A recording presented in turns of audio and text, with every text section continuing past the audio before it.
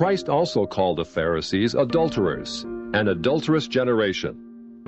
The Talmud provides generous loopholes for adultery.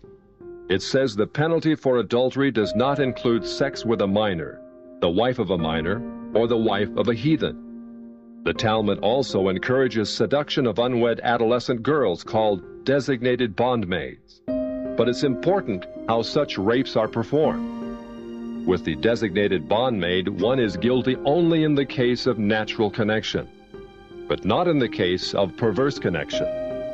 The Pharisees reasoned that rape in a perverted manner is outside the jurisdiction of the law. Normal rape, however, was punishable. In Babylon, sexual perversion of every kind had been a way of life for millenniums. The Pharisees were deeply influenced by such practices.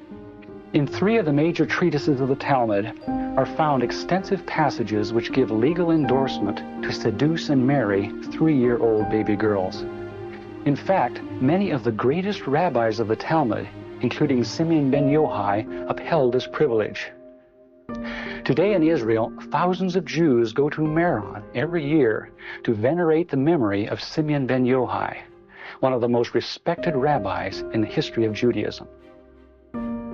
In one of dozens of endorsements of child sex, Simeon ben Yochai said, "A proselyte under the age of 3 years and a day is permitted to marry a priest." Agreeing with ben Yochai, the great rabbah said, "When a grown-up man has intercourse with a little girl, it is nothing, for when the girl is less than this, 3 years and a day, it is as if one put the finger into the eye."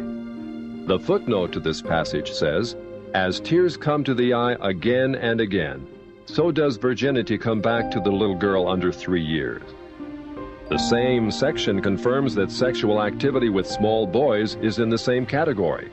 The intercourse of a small boy is not regarded as a sexual act.